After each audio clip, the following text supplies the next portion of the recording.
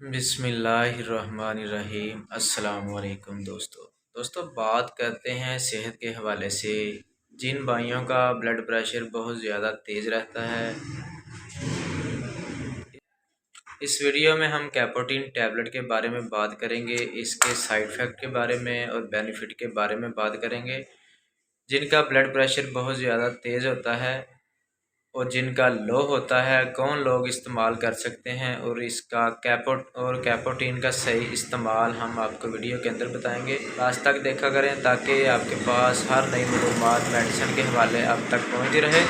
Video शुरू करने से पहले सब दोस्तों से रिक्वेस्ट है कि हमारे चैनल को सब्सक्राइब करें, लाइक करें, बेल के बटन पर क्लिक करें ताकि हर नई वीडियो का नोटिफिकेशन सबसे पहले आपके पास पहुँचे।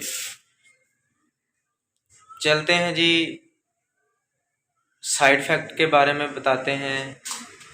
पहले हम आपको कैपोटीन के साइड इफ़ेक्ट के बारे में बताते हैं कि कौन कैपोटीन टैबलेट इस्तेमाल नहीं कर सकते। जिनका ब्लड प्रेशर 140-50 रहता है वो कैपोटीन का इस्तेमाल ना करें, और जिनका ब्लड प्रेशर बहुत ज़्यादा लो होता है या हमल वाली औरतें या जो बच्चों को दूध फीड करवाती हैं वो कैपोटीन का इस्तेमाल नहीं कर सकती। इसके साथ जिस्म में स्वेलिंग हो सकती है, चेहरे पे स्वेलिंग हो सकती है, आंखें सूज सकती हैं।